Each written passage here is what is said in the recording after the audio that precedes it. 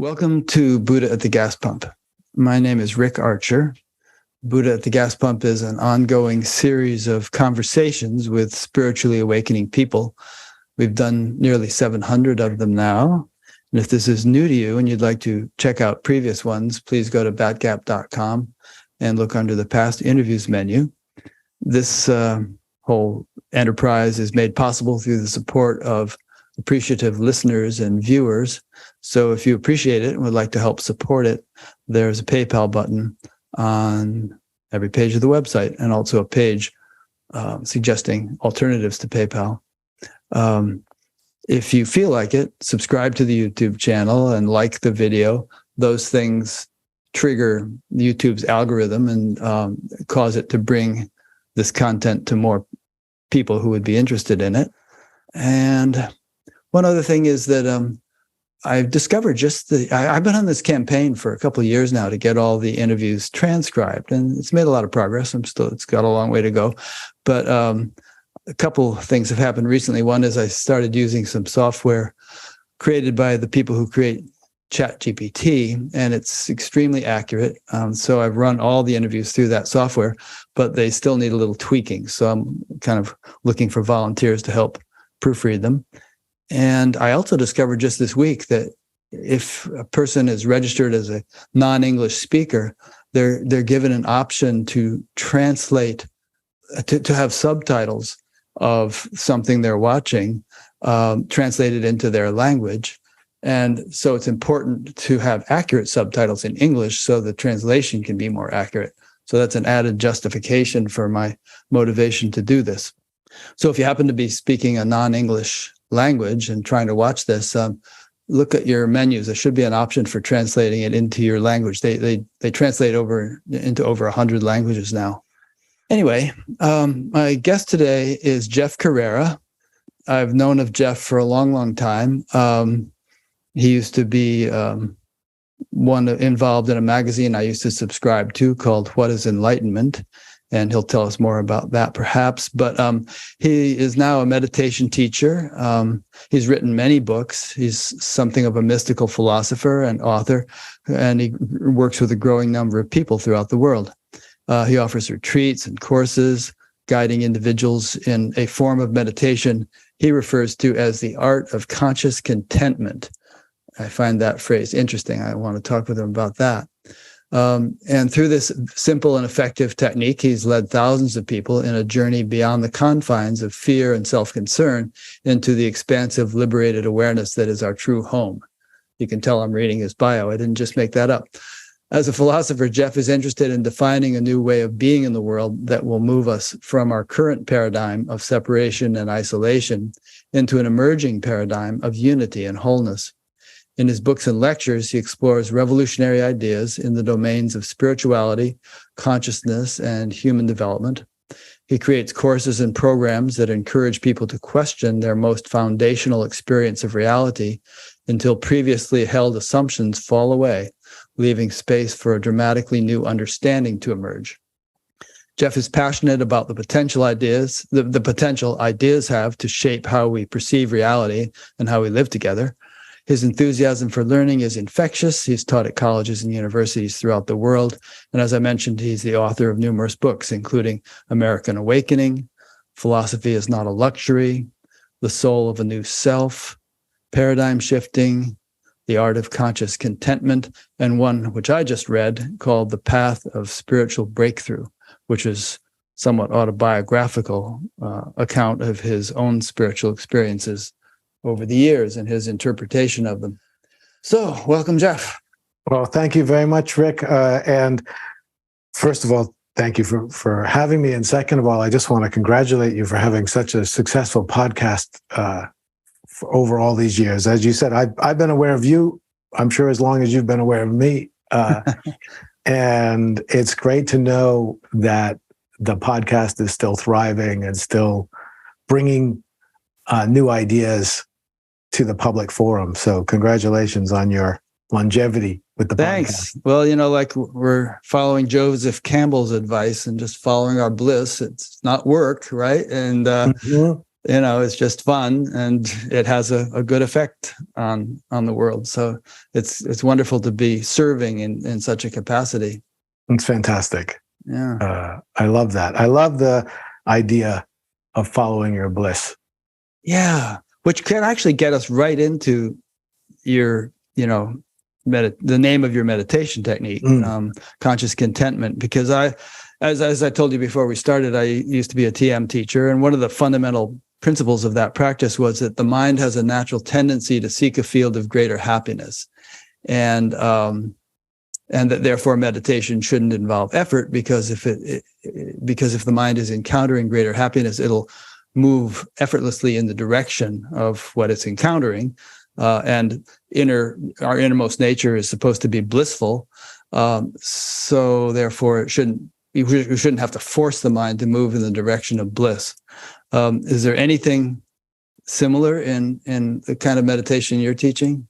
I think so. Yeah. I mean, this is in terms of effort and effortlessness. I find that a fascinating question, and I believe it's exactly true what you're saying, that in theory, meditation shouldn't require any effort, because it's really just resting in the truth of who we already are. Yeah. And yet, what I like to explain to people is, many years ago, I smoked cigarettes, and technically, not smoking should be effortless because you're just not doing it. But because of the emotional habit, I found it quite difficult to quit. Even though technically it's easier not to drive to the gas station, not to buy a pack of cigarettes, not to open it, not to light it, not to smoke it. It's easier to just sit on my couch and not do that. Emotionally, it took effort to withstand the temptation that I had built up over habit.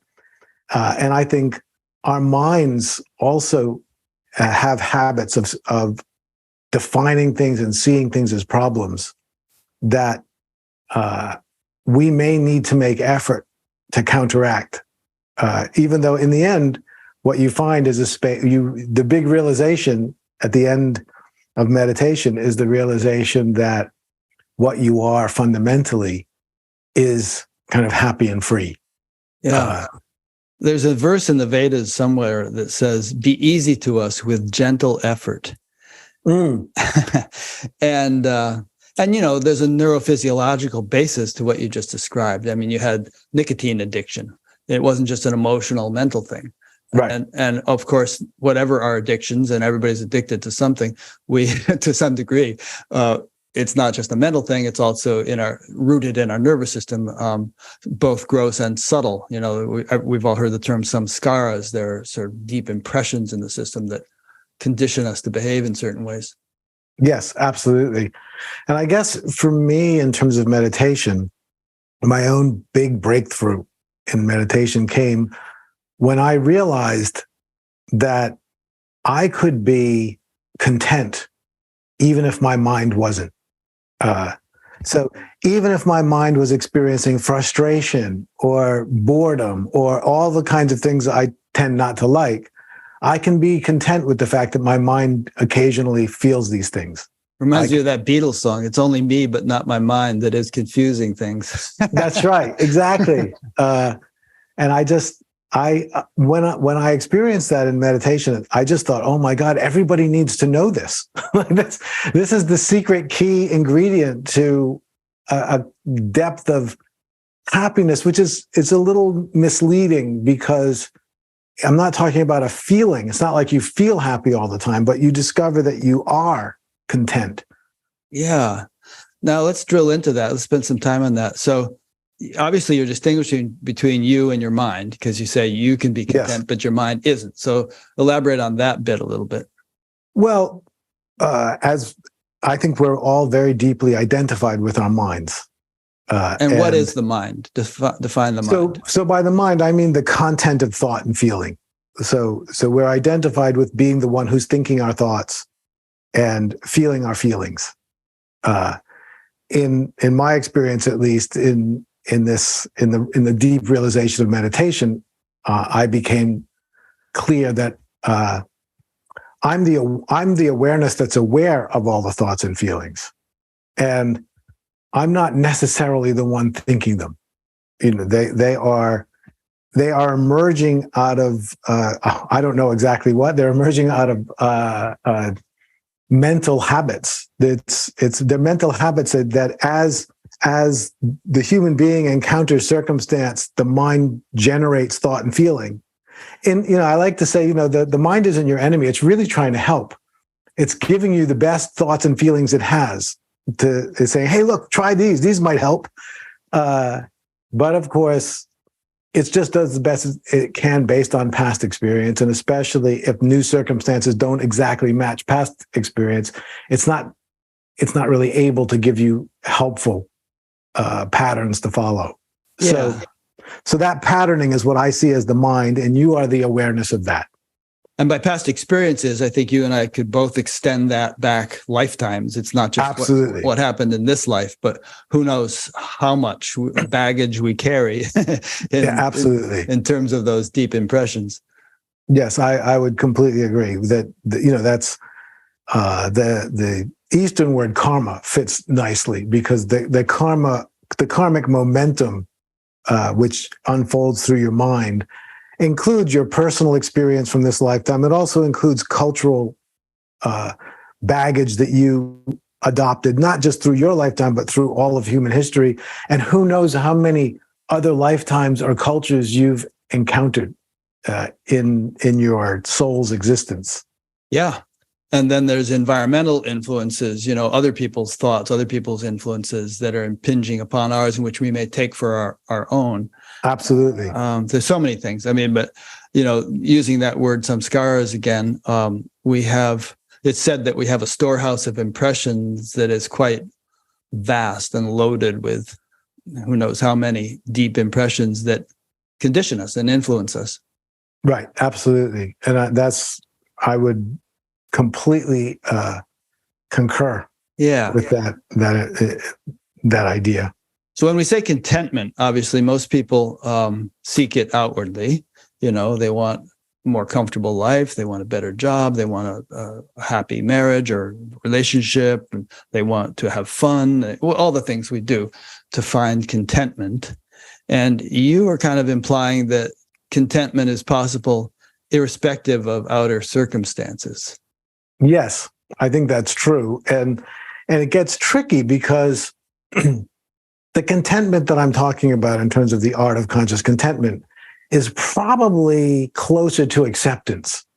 Except I don't like to say acceptance, because that could be just like, all right, I accept, like it could be a sort of resigned to accept something. It's not that either.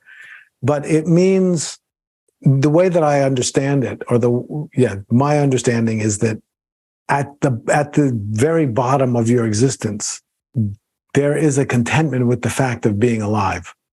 And the fact that negative things happen in life don't have to touch that foundational contentment, of being alive. And I'll give you an example from my life that I think illustrates this.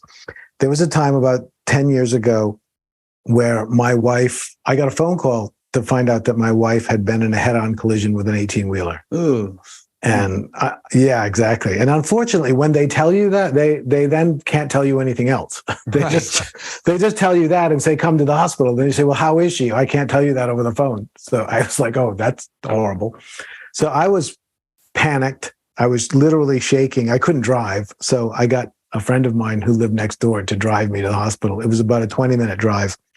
And on the way, my mind was generating images and thoughts, essentially worst case scenarios of what I was going to find when I got there, because I literally had no idea. And I was completely panicked. And in the middle of this ride, a question arose in my mind, and I feel like this little bit of space is what meditation can give you. So the question said, if the worst has happened and my wife is either, no longer alive or maimed in some, horrible way, is life bad? And instantly I knew, no, life isn't bad. Life is just as good as it ever was.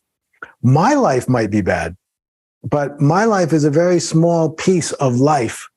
And life itself, the miracle and privilege of existence, will be just as good even if my life is bad, even if I have to deal with things.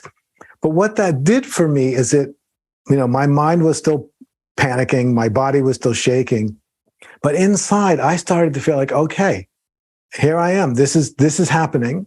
I'm about to arrive at the hospital. I don't know what I'm going to find, but I want to arrive in the most helpful way possible for everybody. I want to get there. I want to be helpful to my wife, regardless of what state she's in.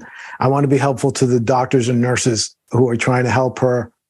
I just want to be available to up as my best self. And so I like to say that I think one of the great benefits of meditation is it allows us to show up as our best self in all circumstances, because we have this sense that, okay, life is much bigger than me, and life is this existence is a miracle, and I have to deal with something that really could be horrible. By the way, my wife, she was in pretty bad shape, but she's much better now. So that's great. It all had a good ending. Yeah. And when I hear you say that, I interpret the word life as meaning not just biological life, but yes, the foundation of everything, the essence of everything, which you have a picture of Ramana Maharshi over your head, which we understand to be in our kind of orientation, we understand to be pure consciousness, pure awareness. We could attribute some divine qualities to it: God, pure intelligence, all pervading, intelligence, kind of that sort of thing. And as it says in numerous scriptural verses in all traditions, many traditions, that is indestructible, unperturbable. Right. Right. And there will be a time when the earth will become a molten blob, when the sun becomes a red giant. That won't be disturbed, that foundational. And that's what we are, you and I and right. everyone. That essentially what we are. So none can accomplish the destruction of this immutable being, the Gita says. So I think that's what you're alluding to. And that's not just a philosophical attitude. I mean, you do enough spiritual practice and that becomes a living reality for you. Absolutely. And yes, you're totally right. You could call it existence. I tend to like to call it the source. Yeah, or the source divine. Is good. Yep. It's all good words. You can use all different words. They all have their shortcomings because there is no word that can contain the reality of it. But some words are better than others for sure. Mm-hmm. But yes, and you're right that with enough practice, it actually becomes a living reality. Yeah. And it just, and your life rests in a sense of completion, of wholeness that doesn't change even though circumstances may be very, very difficult. Yeah. And you don't intellectualize yourself into it either. I mean, a few years ago, I was playing pickleball with some friends and I tripped over something and fell flat on my face and smashed my nose and blood was coming down. But as I hit the pavement, there was just this bright, clear, silent awareness and the face hitting the pavement. And, it almost like that zoomed to the foreground as the event happened.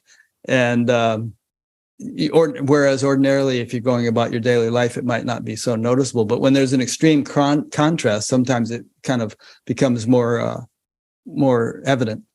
Yes, and isn't that interesting? I mean, that there's a lot of similarity between that and the story of me going to the hospital. That in the extreme circumstance of falling on the ground or driving to the hospital to see what happened to your wife, it's like the absolute is another word we could use to talk about it. It's like the absolute shows up for you.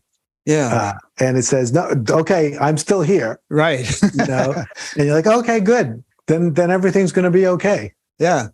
I actually played a few games of pickleball after that. People kept handing me Kleenexes and things. Oh my God.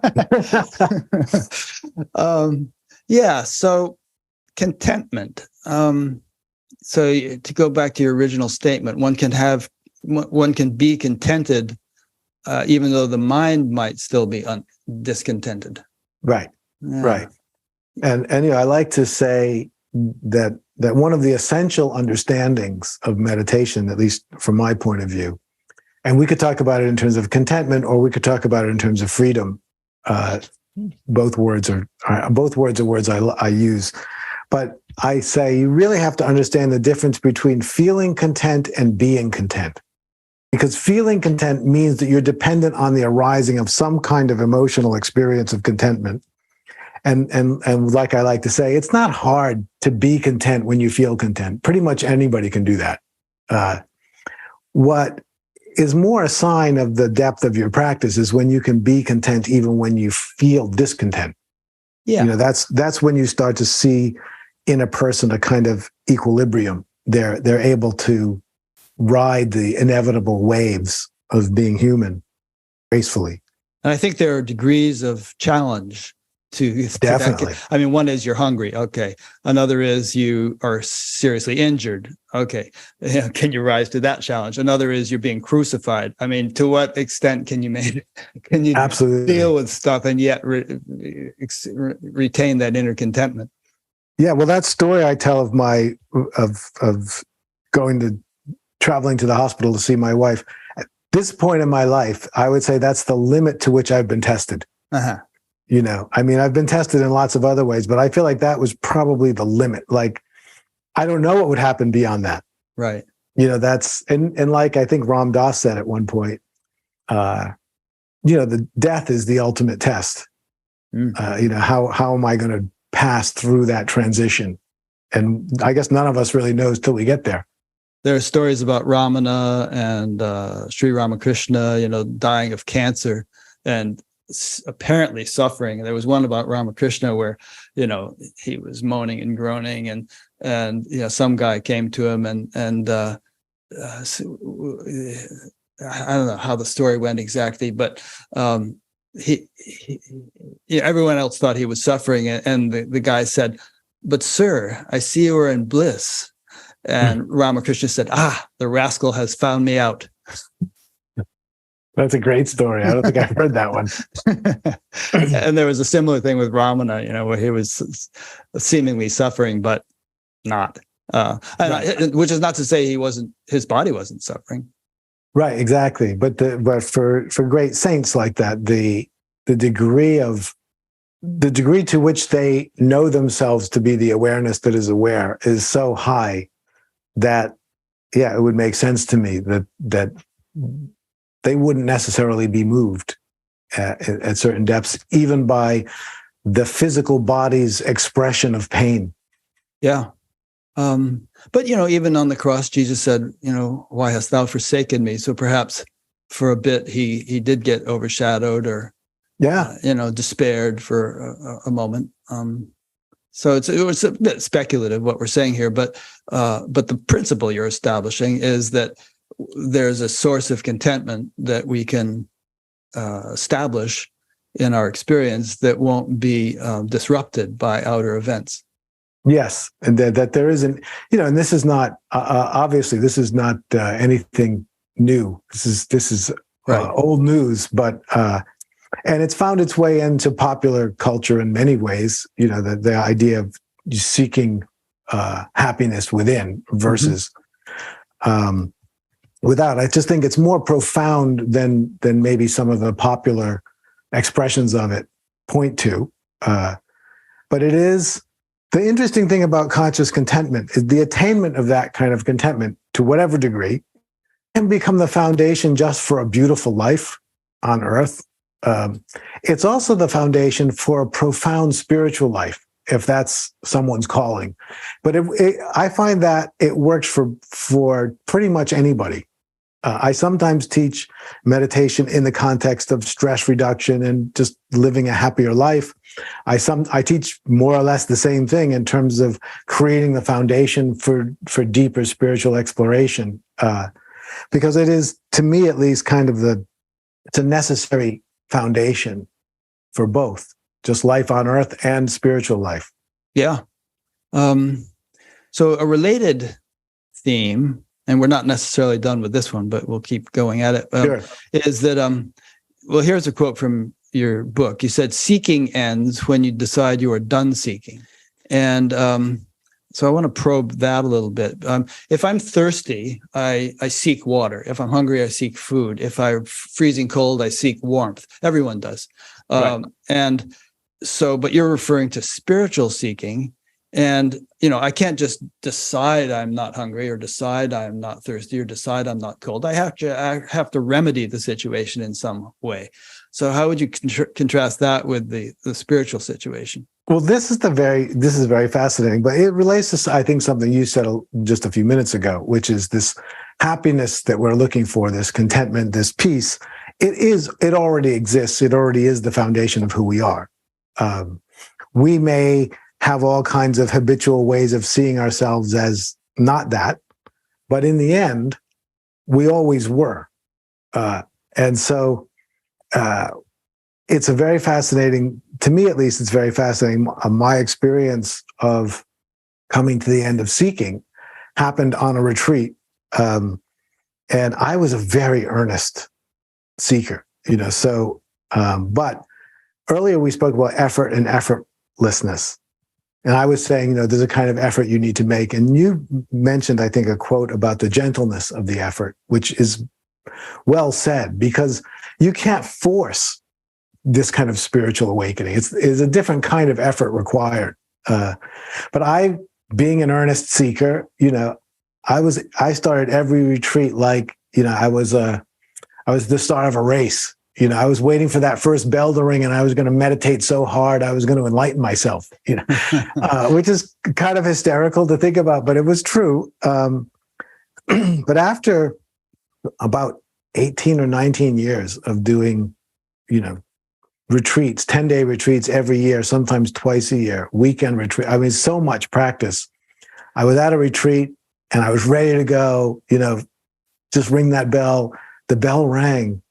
And I just realized I didn't have the energy. And my initial was, oh no, I've lost my spiritual drive. But my second thought was, no, I don't have the energy because I have realized that I don't need this. I was always meditating to have what I thought would be big enough to enlighten me. And what I realized in that moment is that I know. Say that again, because you had a little glitch in your audio. Sure. So you were always meditating to and it hung up there. Okay, so I was always meditating to have an experience big enough. Have an experience big enough? Yes. Okay. Like I kept having big experiences, but then they apparently weren't big enough. But this time, I just realized I don't need any more experience because I already know the absolute exists, and I don't have any doubt about it. I don't need to be convinced. And something just let go. And I still love to practice and did after that time. But I wasn't needing it in the same way. I didn't feel like I was incomplete without it.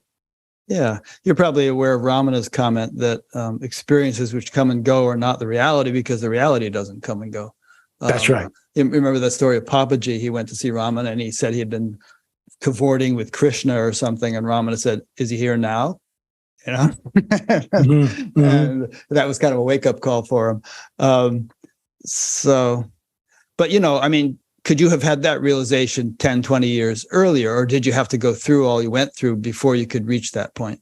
This is a fascinating question. One of the things that I personally realized from this experience was, from an absolute theoretical point of view, I could have dropped it at any time, right?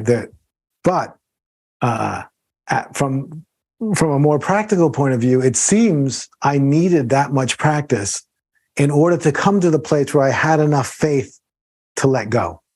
In other words, in theory, I could have let go at the beginning, but I didn't have the faith. I didn't trust the absolute enough to let go. I still felt like I needed more. And it took a long time. I always say I was kind of a special needs spiritual seeker because it took 18 years to accumulate enough experience to finally be able to say, okay, I get it. You exist. I don't have to do anything else. Yeah, but accumulate enough experience also means undergo a lot of neurophysiological transformation. And so it might be more than a matter of faith. It might be a matter of burning through a lot of those samskaras we talked about earlier, and getting to a point where your mind-body system is actually capable of sustaining.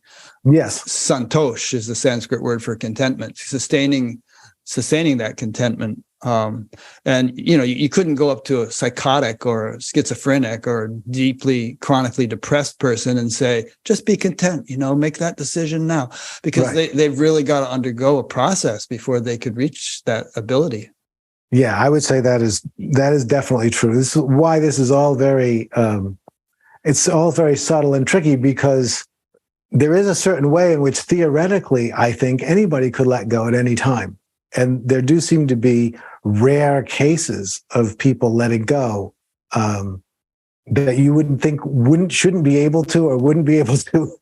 And yet it does also appear that for the vast majority of us, a lot of work needs to happen before it's both possible to let go and possible to sustain what's discovered in the letting go.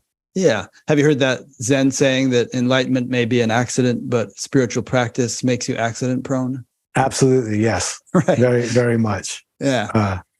So, when somebody like Papaji says, give up the search, I think, what does he actually mean there? I think that statement has done more harm than good, because, you said in your book, if you're seeking, if you're inclined to seek, but you may reach a point, and you also say that, the end of seeking doesn't mean the end of growing and learning.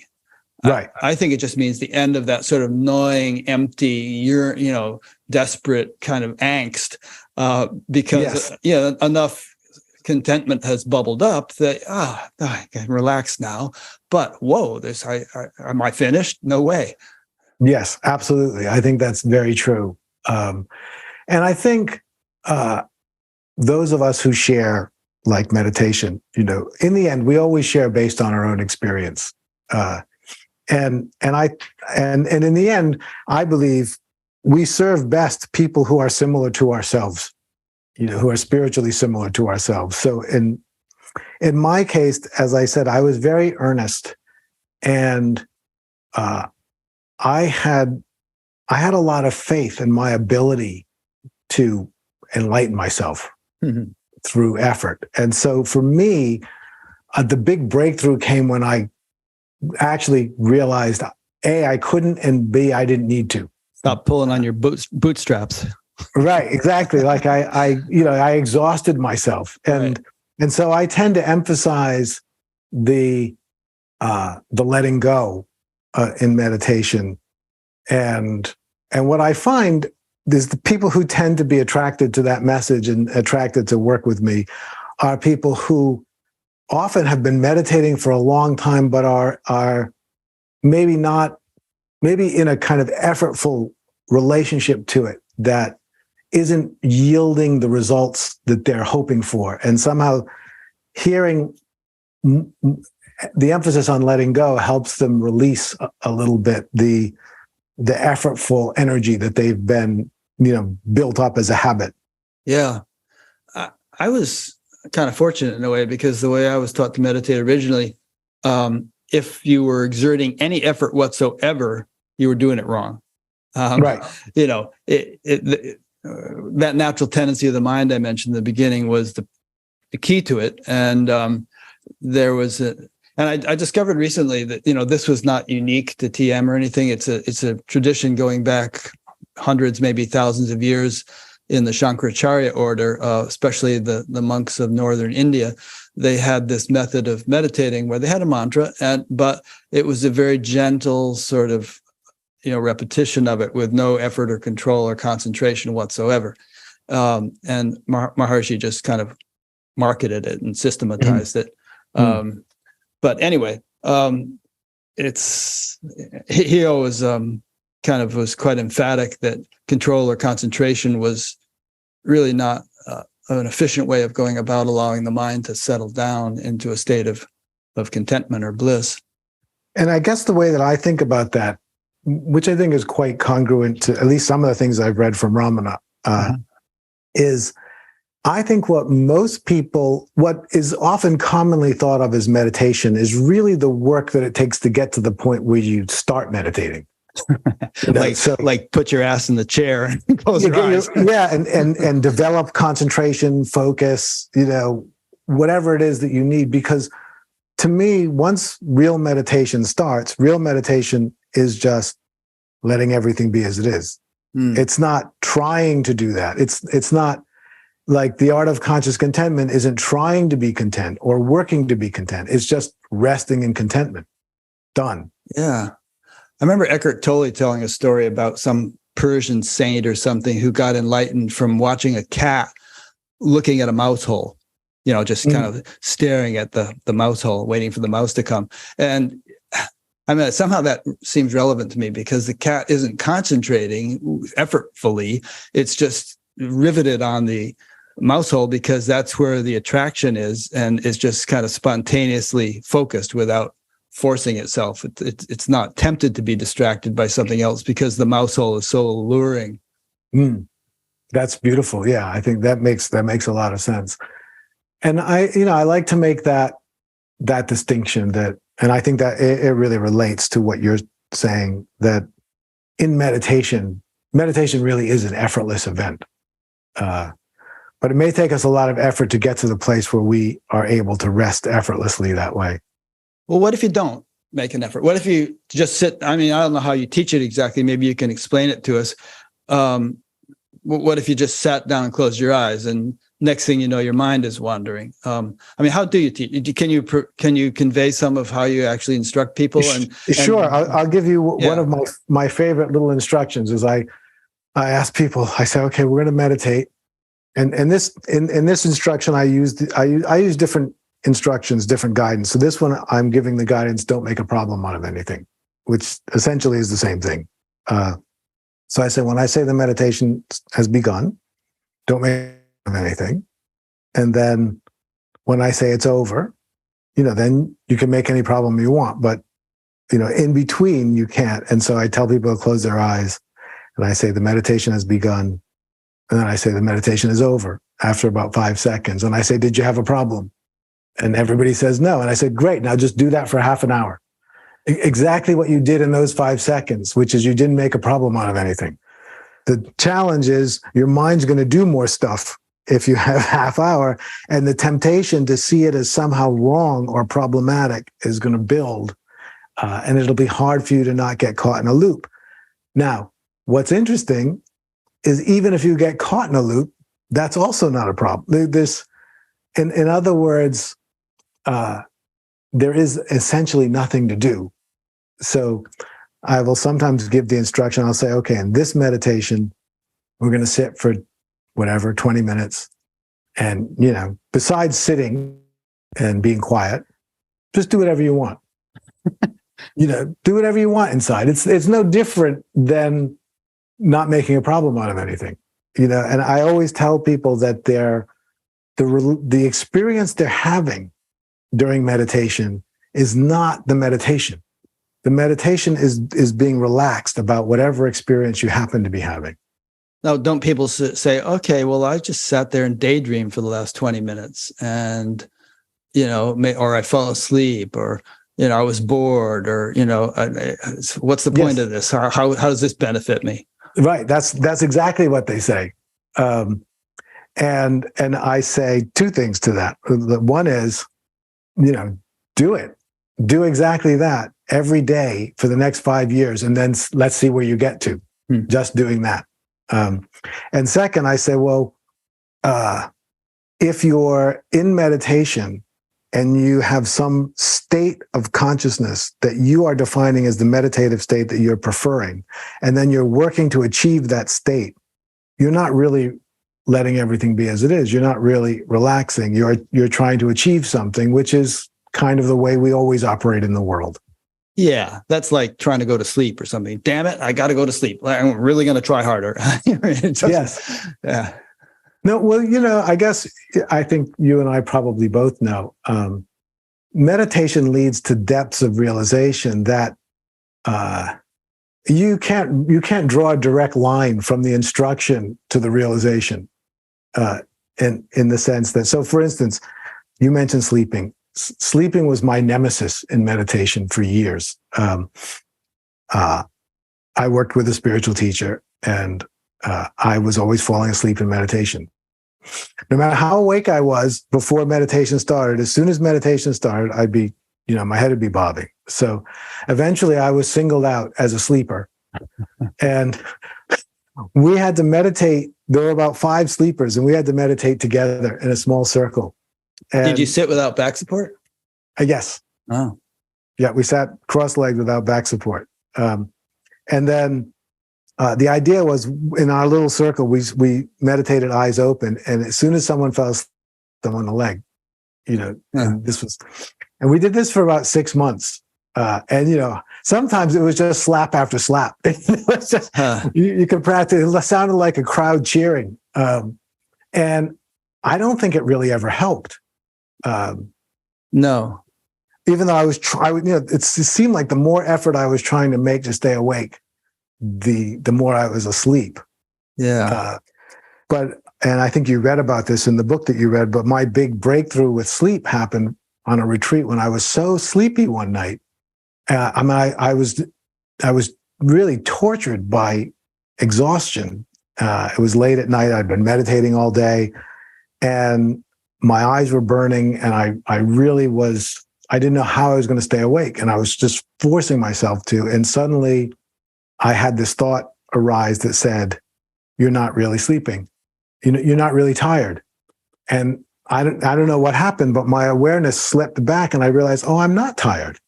I'm perfectly awake, looking at the inside of a tired body. And from there, it was clear to me that I had never been tired, that I had always been this background awareness that is always perfectly awake, and that sometimes I was aware of a very tired body and concluded that I was tired. And I went through the next 2 nights completely awake through the process of falling asleep, process of deep sleep, through the arising and falling of dreams, back into deep sleep, back into the alarm waking up in the morning, my body fluttering to life, me walking to the meditation. I was some awareness from beyond the body that was seeing through the body. And, it occurred to me that I never would have imagined that the effort that I was making to stay awake, which seemed to be part of what triggered this, I never knew that this would have been a possibility. The best I was hoping for was just sitting on my cushion awake and not falling asleep. So the practice works in very mysterious ways. Like you said, it makes you accident prone for certain accidents that you couldn't make them happen if you tried. Yeah. That phenomenon you referred to is very interesting. It's sometimes referred to as witnessing sleep. And I actually have a file on my computer of quotes and references to it. There's something from the Song of Solomon in the Bible that says, "I sleep, though my heart waketh." And I have a friend, Harry Alto, who's been on Batgap a few times, who hasn't slept in 60 years. Really? Oh, yeah. His body That's sleeps. amazing. His body sleeps, but Right. But inner awareness has been crystal clear all that time. Interesting character. You'd like to meet him. Yeah, you were heroic. I mean, I've been on long meditation retreats and stuff, but boy, the way you did it from 4 a.m. till 10 p.m, sitting without back support, God, that was like Olympic level meditation. And, fortunately or not, I mean, I had different instructions, which were, if you're falling asleep, it's because there's some residual fatigue. So just lie down and take a nap. And then when you wake up, you'll be fresh, and then just meditate, in a refreshed state. I did that this morning. I was starting to nod, and I thought I just lay down, slept a little while, sat up, had a nice clear meditation. So this whole thing of fighting the temptation to sleep wasn't part of my background. Not that you want to indulge in it. That could be there too. But the physiology is, the body is the temple of the soul. The temple of the soul. It has to be taken into account. And Absolutely. There's verses in the Gita where it says that this yoga is not for him who sleeps too much or too little, who eats too much or too little, who is too active or too inactive. It's kind of a middle way, Buddhist style way of living a balanced life. Absolutely. No, I think that's really true. And I also feel, because my motive in my spiritual life and even now as a teacher, my main motive is that I just find all this fascinating. Yeah. I'm utterly fascinated by spiritual life and spiritual experience. And I try and promote that in people. So when people ask me about sleeping, first of all, I say, look, the instruction for meditation is don't make a problem. So don't make a problem out of that either. But I say, if you want to do something fun, try and stay awake while you fall asleep in your meditation. See if you can maintain awareness through the process of falling asleep, because that's way more interesting than just staying awake. Yeah, there are actually techniques for that. I mean, one that I heard is like you're lying there and you're getting ready to fall asleep. Just sort of gently, without trying to strain or do anything, see, even though your eyes are closed. Just allow you, as if you're looking through your eyelids. Just keep kind of some kind of visual activity and see what happens. It might result in that witnessing sleep. I'm going to try that. Yeah, try it. See what it does. I like that one. My first, before I got formally involved in spiritual work, my entree to spiritual consciousness or something, whatever this is, was lucid dreaming. Yeah. In my 20s, I was very interested in lucid dreaming. I was reading Carlos Castaneda and Stephen LaBerge, and I got, pretty good at it. I could see your hands in front of you during your dream. Yeah, exactly. And wake up in a scene like this, so if you and I were having a Zoom conversation, but it wasn't you, it was my mother interviewing me. And then I'd think, oh, my mother wouldn't be on this interview. And then I'd realize it was a dream. And then I'd be like, all right, I'm going to go somewhere else. And I just found that utterly fascinating, that your dream experience can be virtually identical to your waking experience. Although usually a little bit more fluid and bizarre. It's especially in retrospect. What's interesting about, at least my experience of lucid dreaming, is in the dream, it doesn't feel, mostly I notice the bizarre parts later when I remember it. They seem more reasonable in the dream. Yeah, you're doing strange stuff, and it's like, okay. Like as if this happens all the time. Of course there's zombies coming in the windows. They're always coming in the windows. Yeah. Well, I share your enthusiasm. And even regarding sleep, I mean, when I go to bed at night, it's like, oh boy, this is an adventure, because it's always either, deeply restful or inner bliss or dreams, which are fascinating. I wake up to go to the bathroom and I'm just chuckling to myself because of the dream I just had. It's just totally fun. That's amazing. I actually have been thinking, I think you're helping me right now. I've been thinking to reinvigorate my dream practice, keep a dream diary, because I haven't done it for years. And it's been coming up again as something I really want to engage with. Yeah. But you're making a good general point, which is that, what you and I are talking about and what we've been doing with our lives and what a lot of the people who are listening to this have been doing with their lives is just such a great way to live. I mean, it's just so fascinating and interesting to be pursuing all this stuff. And it's a marathon. It's not a sprint. Don't beat yourself up if you don't get enlightened next month or something. But it's just so great to have your attention on this stuff compared to what most people put their attention on all the time. Yeah. And I like to, I guess the attitude that I take is some people are drawn to this. Who knows why? Yeah. I was, right? From a very early age, I was drawn to life. Of course I'm drawn to it. I see its merits and I promote its merits, but I shy away from getting too into it being somehow better or superior to any other life. Lots of lives are good and lots of lives are not good. And people living spiritual lives can live good spiritual lives and they can still live a bad spiritual life. So there's no guarantee, but I I just think, to me at least, the best reason to pursue this is because you just love it and you're fascinated by it, and I'm in such an amazing position because I'm able to do what I love and what I literally did for decades without getting paid a penny. And at this point, I'm able to do it and, make a living doing it so that I don't have to have another job to do it in. Me too.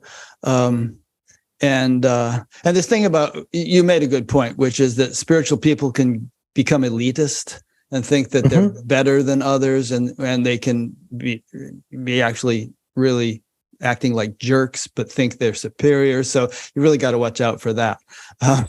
And there are all kinds of people who aren't interested in spirituality at all, who are wonderful and who are doing incredible things for others, and very generous and kind and so on. So we got to be careful of spiritual elitism.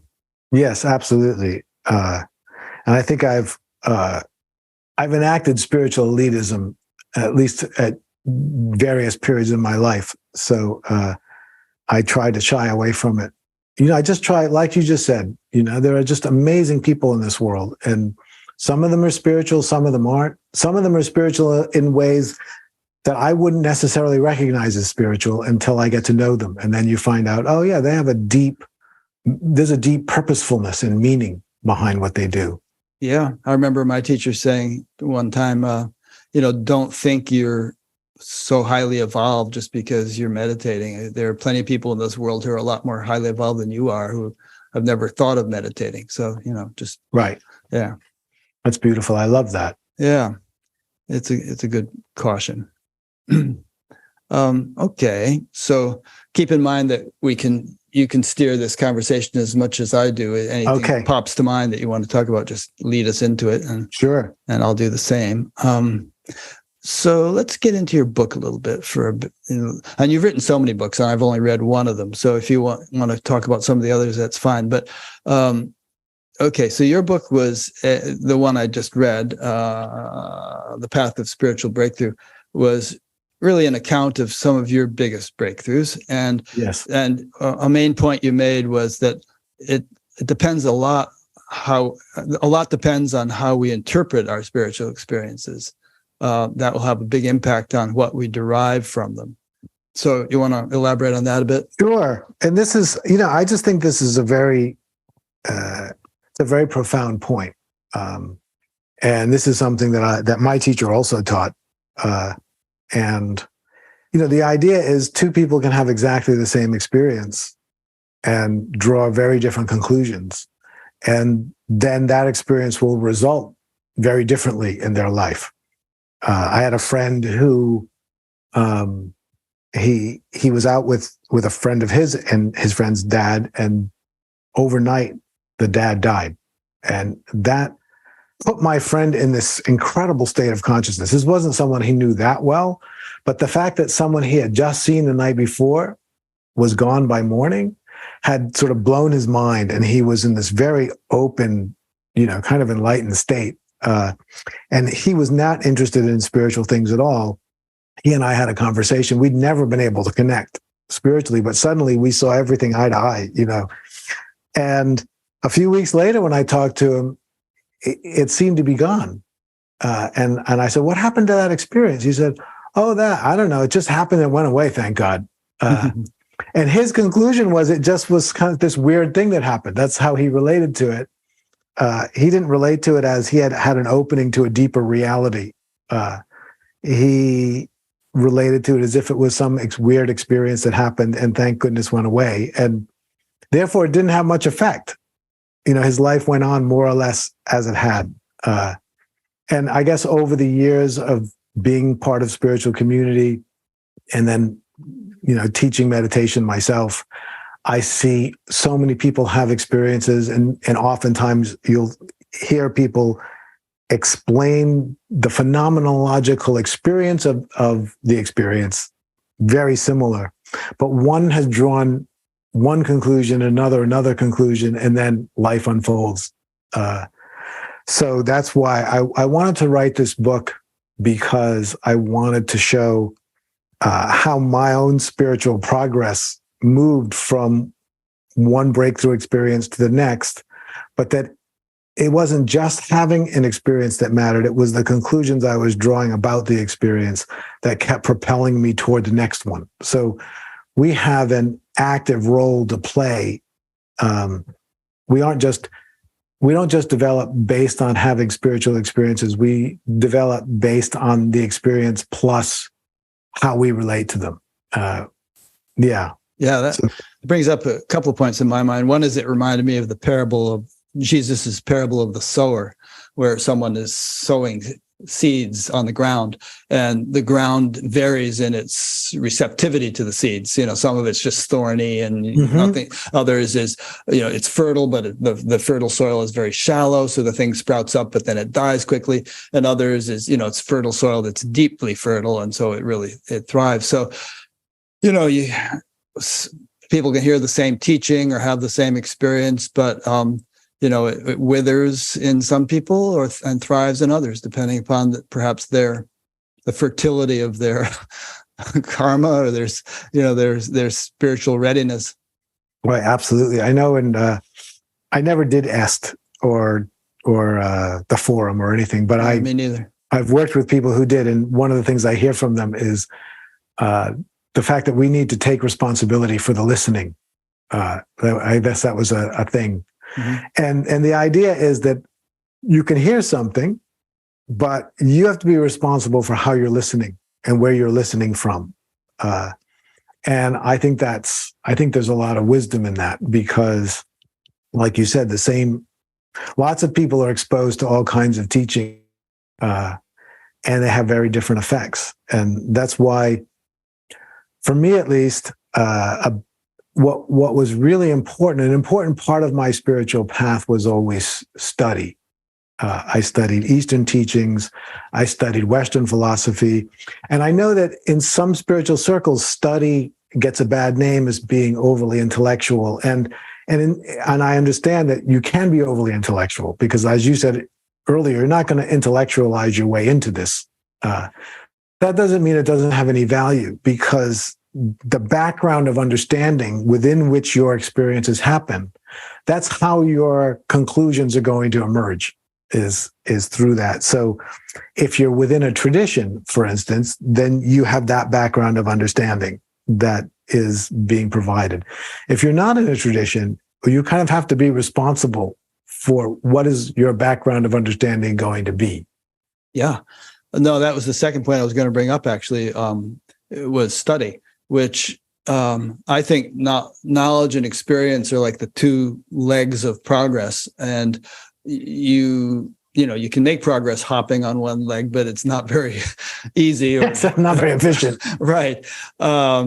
So, you can just intellectualize and you can actually, I think a lot of the Neo-Advaita people these days have intellectualized themselves into the assumption that they have attained realization. Whereas there's a Tibetan proverb which says, don't mistake understanding for realization. Right. Don't mistake realization for liberation. So, but everything in due proportion.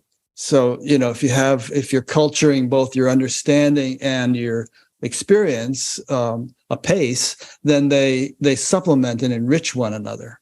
Absolutely. Absolutely. And I think it's a very concise way to state what I see the point of the Path of Spiritual Breakthrough book is. That I talk about it more in terms of interpretation, but essentially that means understanding. That your understanding has to keep upgrading with your experiences so that they stay at pace.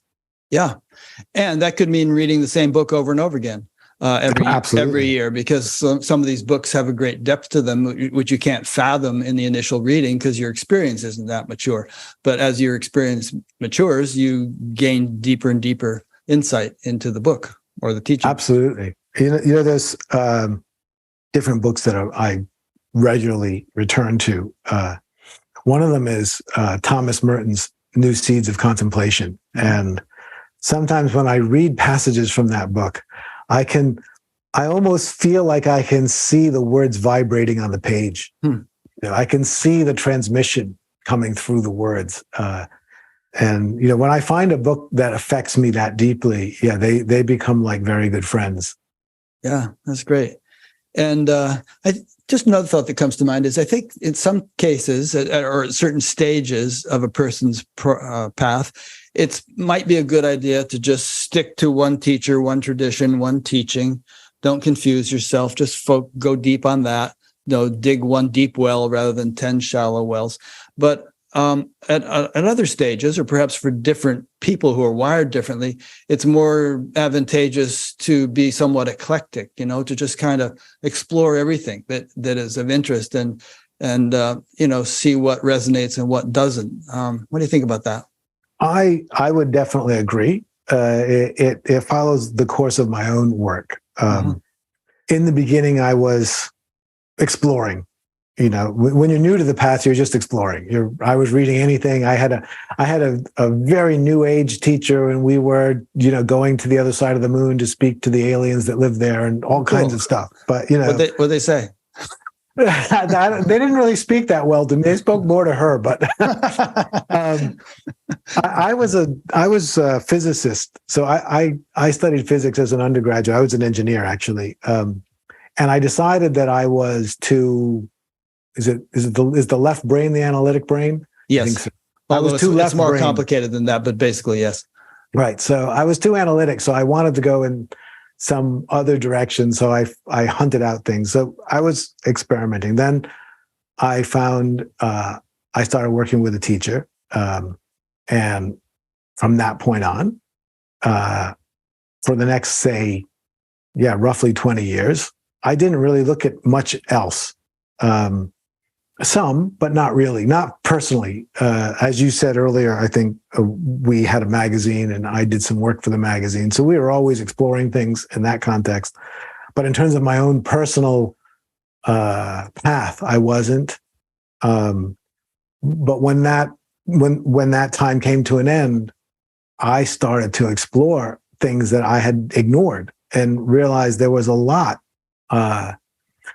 There were a lot of holes to fill in my spiritual education and growth. And I explored some Kundalini work of different types. Energy work really called to me. I did Lomi Lomi massage for a while and became a practitioner of that. And I just started to open to domains that I hadn't been examining. And I think it's important. I don't know that it's everybody's path. Maybe some people just are on one trajectory indefinitely, but I think many people get called to explore more eclectically at some point in the journey. And it might be your path at one point and not your path at another point. Same person, that goes through different stages. Sometimes I like to take that analogy of digging the wells to say, well, dig one well, but maybe you could use 10 different tools to dig the well. You need a jackhammer and a shovel and a pickaxe. And it could be a variety of things that could help you go deep. It doesn't mean you're a dilettante. Yes. No, I think that's definitely true. And I am still very open in the sense that I love exploring stuff. I love to read things. And I don't find a lot of teachers that I really want to work with, but I do occasionally. And when I do, I dive in. I found this Lomi Lomi teacher 5 years ago in Hawaii, and I actually just was there getting a massage.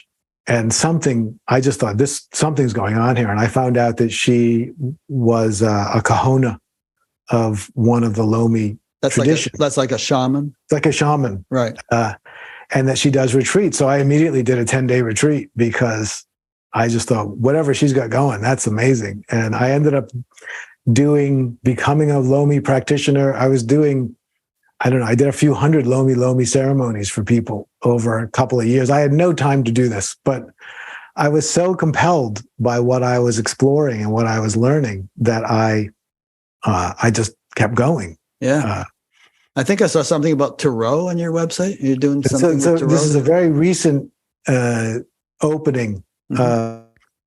This kind of Western esoteric tradition, astrology, Tarot is not something that's ever really been much part of my path. But I started reading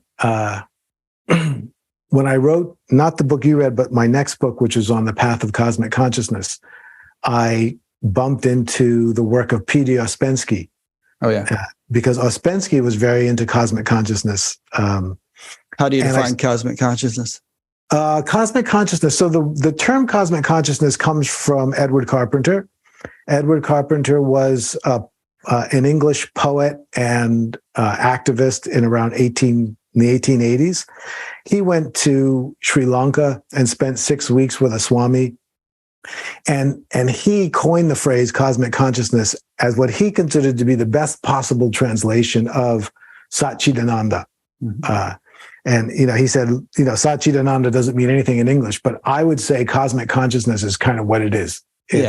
Well, literally it means absolute, Sat is its existence, consciousness, bliss, those three. Right.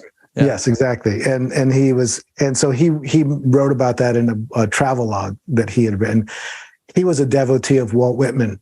And another of Whitman's devotees, Maurice Bucke, got the phrase wrote that from book, him, and then wrote the book Cosmic Consciousness. And so I would say cosmic consciousness is the recognition that you are the awareness that is aware. You are the awareness of the whole cosmos, the living conscious substrate beneath everything else. And Ouspensky had read both Carpenter and Maurice Bucke, and then he wrote about cosmic consciousness. And Ouspensky also wrote a book on the Tarot. And as I started reading everything by Ouspensky, especially his earlier pre-Gurdjieff works, and found that he was very into the idea that reality was simple, that if one knew how to read the symbols, they could take you to deeper realities beyond them. And that really resonates with me. And so then I started getting into Tarot. I've been creating my own Tarot cards and Oracle decks, and really trying to explore the symbolic nature of reality, which, this kind of brings up something I'd love to mention, which is, was Andrew Cohen. He was in the lineage of Ramana Maharshi, so it's an Advaita Vedanta lineage. Which, if you were to talk to David Godman, he would say, Ramana never established a lineage. So of course, stop saying that. Which is true, of course. So that was my main spiritual influence for 20 years. Was that the Advaita Vedanta philosophy. But I was also interested in Western philosophy during that time. And I got very interested in it at some point, particularly because I discovered Ralph Waldo Emerson. And I fell in love with Emerson. And so I sometimes feel like my spiritual heritage is a mix of Advaita Vedanta and Emersonian transcendentalism.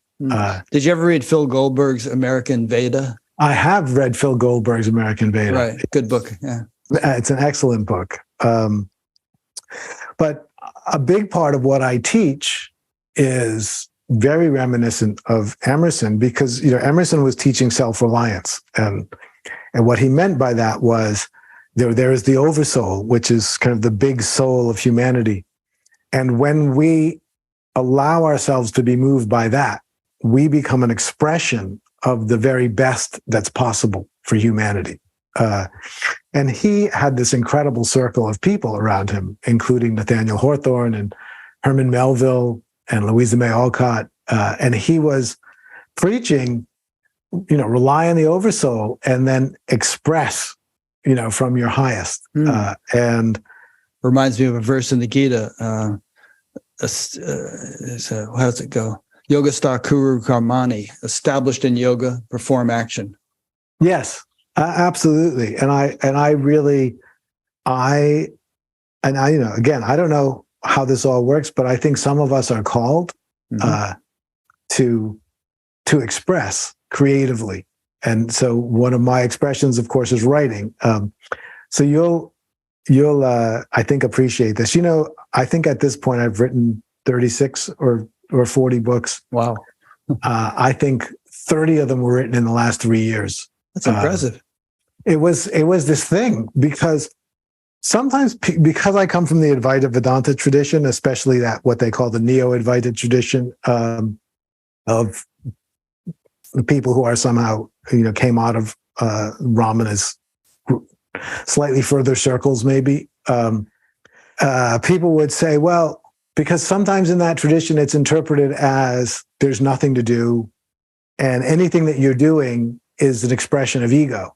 And so I would occasionally go into these self-reflective feelings like, is this just all egoic? Me wanting to write and express. I mean, why don't I just sit in silence? Because that's and so at some point about 3 years ago, I was on a retreat, and on the retreat, I had this feeling like I need to stop writing. I just need to quit because this is not an expression of non-duality. There's too much egoic doing in all this, and I need to let it go.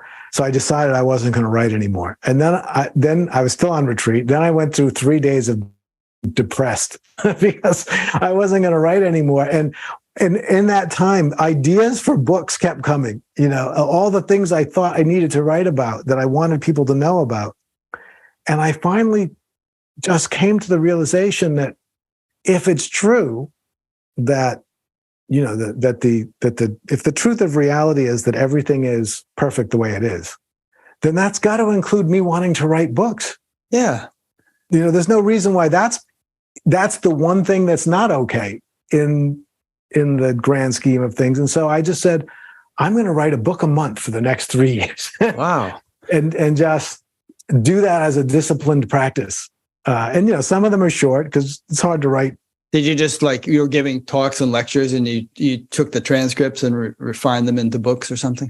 Well, I did a combination of things. Sometimes I did take lectures and talks and edit them into books. Other times I just wrote books out. Mm-hmm. And I also started writing novels. So I wrote 6 novels during that time.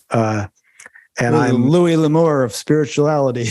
Yeah, exactly. And I want to write.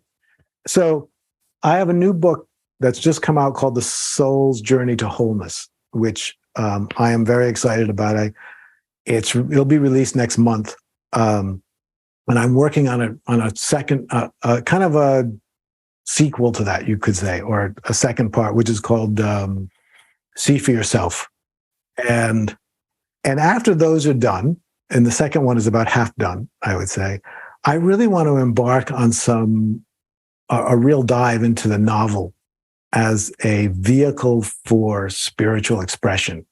I want to try to take that format and see how it can be extended to be useful as a spiritual transmitter. Well, there's some great spiritual novels, of course. Yes. I mean, I first cut my teeth on Siddhartha, and then I read everything by Hermann Hesse because I liked Siddhartha so much, and Lawrence Vanderpost, and all kinds of people who, throughout history, who've written wonderful novels that are rich with spiritual wisdom. Absolutely. Yeah. I mean, I always loved, of course, Way of the Peaceful Warrior was a big one for me when I was young, and Zen and the Art of Motorcycle Maintenance. Oh yeah, that was great.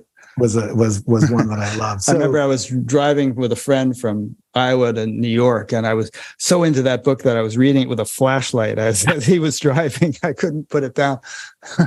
That was a great book. I actually bought a copy about 6 months ago, which I haven't reread, but I bought it because I felt like, I need to reread that book. It's been decades. But your point about it's supposedly egotistical to be doing relative things, I don't agree with that at all. I think that there's no conflict whatsoever between self-realization and creative expression, whether you're a writer, a musician, an athlete, whatever you're cut out to do. Why would there be a conflict? And I interviewed Jill Bolte Taylor last week, who, you may have remember her talk, My Stroke of Insight, where she had her half of her brain was incapacitated. And anyway, she recuperated from that. But one of her main things now, she just wrote a book called Whole Brain Living, in which she talks about 4 anatomical structures in the brain, each of which is responsible for a distinctive character or aspect of our personality. And only one of them is really the interface with the transcendent. The others are involved in intellectual or emotional, faculties. And so we have all these faculties. And her attitude is that the full and harmonious development of all four of these characters is the evolutionary future of humanity. So there's nothing in that about, just being a blob who sits there and doesn't, negates the ego and doesn't want to accomplish anything and so on. Right.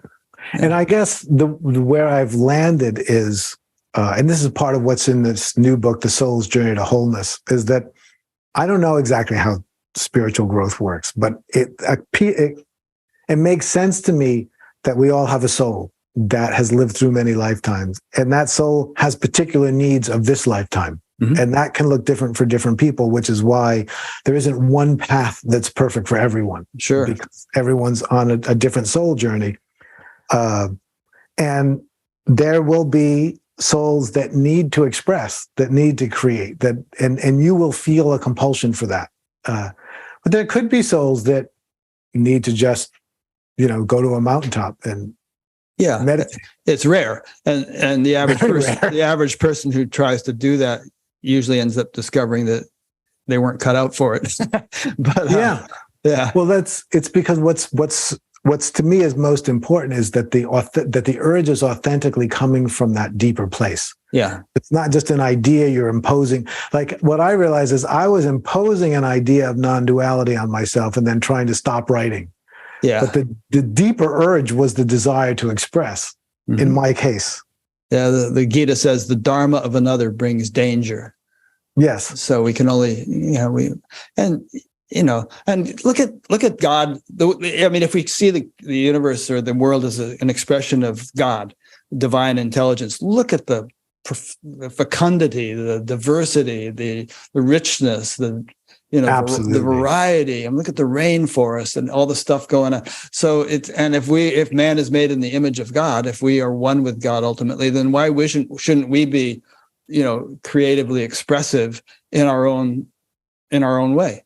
Yes, it's completely natural. Absolutely. And I also think that, and you alluded to this earlier, I think, but part of the path for most of us, there's a period in which we, in some form or another, need to take a break. Yeah. That we're embedded in the wheels of whatever, karma, culture, personal conditioning. We're very identified with all that. And there's a period of time in which we need to step out in order to authentically express ourselves, in order for a real choice to be made. It helps to draw the arrow back on the bow before trying to shoot it forward. Exactly. Just sort of here it goes. I'm not going to pull it back. Plop, it just falls to the ground. Absolutely. And that the amount of time it takes for any given individual is probably different. But some amount of time seems to be important. Sure. And that's true of anything. I mean, you want to become a doctor, you're going to go to medical school for 8 years or something. Yeah. No, it's very, very true. So I find that it's a very interesting time, time where one needs to, in my case, it's ended up being a very long time, probably a little too long, but, sometimes you overstay your welcome. Yeah. I don't know. You may be right. I mean, I could think the same thing. I could think, well, maybe I should have left X years earlier, but all is well and wisely put. No, absolutely. It's all where, in my case, at least, I have no regrets at all. All of my time in community and in deep practice has borne incredible fruits that I would, that I feel deeply grateful for. Yeah. And, it's good to take the long view. This life is just one step on a long journey. So, and you want to use your time wisely. Time is precious. But on the other hand, our existence is not measured in decades. Yes, absolutely. Absolutely. I mean, this kind of brings me to a point I would love to discuss with you. I love sharing I love expressing myself. I love writing. I love teaching. I love sharing the things that I love. And I am very cautious about the role of a teacher. I generally never call myself a spiritual teacher. And because I've had interesting experiences with that from a number of different points of view. And it, I guess in terms of my work, I just love to share what I love. If I loved something else, I probably would have shared that. In fact, I was doing that before. And then I fell in love with spiritual practice and spiritual philosophy and spiritual exploration. And now I share that. And I am deeply grateful that I have people who want to share that with me. And I always want to be very careful about not overstepping, because that relationship of sharing spiritual knowledge and wisdom, and I do have some very valuable things to share, and I know, but I want to keep it to that. I have some sense of what I have that's valuable and important, and outside of that, I'm kind of wanting to just be a human being, who has opinions. I know what you're saying. And there's a widespread sentiment these days in the broader spiritual community that maybe the guru era is over or coming to an end, that the hierarchies haven't worked out so well, and that we should think of ourselves as, you remember that thing, well, Tammy Simon has a nice phrase, sounds true. She says, we like to think of ourselves as your partners on the spiritual path. Mm-hmm. And so, friends, maybe you have things to share that those with whom you're sharing them need to hear or would benefit from. So otherwise, why would they want to get together with you? But that doesn't make you superior to them. Fundamentally, we're all bozos on this bus. Yeah. And I think you had said before we started that you had heard this, you heard me speak at that conference in Harvard a couple of weeks ago, where I was speaking about mitigating the risk of extreme spiritual practice. Mm-hmm. And what I wanted to say there was, look, there are always people who are called to do extreme amounts of spiritual practice. Yeah. There have always been throughout history. There are now, and there will always be. And there's nothing wrong with that. And in that context, there are lots of stories of people who get hurt, especially by teachers. And one of the things that I started to do research in while I was preparing that paper was the idea of consent. Because I think a lot of the challenges that people run into or that teachers run into stems from the fact that there's a misunderstanding or there's not a good mechanism for, as the writer that I was reading says, maintaining consent. In other words, knowing, what do I have permission to enact in your life? And what do you have permission to either follow or deny? And I think in that sense, I think there is a role for spiritual mentorship, but I think it needs to be wedded with a very clear sense of consent. Yeah. Well, secular professions have had this figured out for a while, psychiatrists and doctors and, professors and so on. Being your therapist doesn't give me the right to sleep with you or take all your money or, right. or various other things that spiritual teachers seem to think that they can do because they're not really the doer. God is doing these things and I'm just the witness or whatever alibi they've come up with. So I think that, contemporary spirituality needs to be held at least to the standards of some of these, established professions. And part of the way that I think about it is, as someone who's in the role of some degree of teaching, I want to be clear what I'm willing to be responsible for. Mm-hmm. And I'm willing to be responsible for teaching meditation, I'm willing to be responsible for teaching about spiritual philosophies. I don't want to be responsible for your choices in your life with your partner or with your job, or, I don't know anyone well enough to really have anything but an opinion. Do people sometimes ask you for advice on such things? Oh, in earlier on, more so. I think I've made it quite clear that these are not domains that I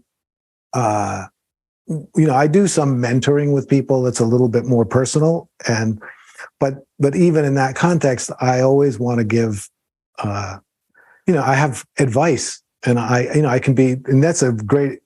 This goes along with what you just said. I can be a friend, and I can be a somewhat objective friend because I'm not involved. But in the end, I don't know what you should do, really, and I don't. I'm giving you a perspective that can be of value. But yeah, I'm finding people generally don't. In the beginning, I think because I was coming out of a tradition, which was more of a guru tradition, and people were more expecting that. But I think I've made it clear that that's not really my aim. Yeah. One of the codes, or one of the points in the code of ethics of the Association for Spiritual Integrity is, not presuming to offer advice on areas outside your expertise. People are coming to you as a spiritual teacher, and you overstep your boundaries if you start offering, telling them to break up with their spouse, or a specific teacher comes to mind as I say that very example.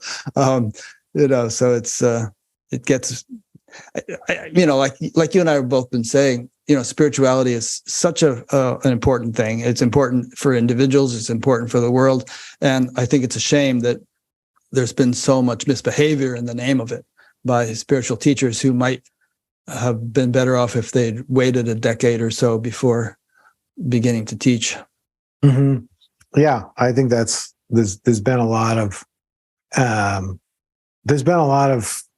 challenges domain, and I think I think there are a lot of people who are offering spiritual guidance at a level that's small enough that you don't really see them. Right. And I think many of them do it fairly well. But I agree with you. It's given spirituality a bit of a bad name.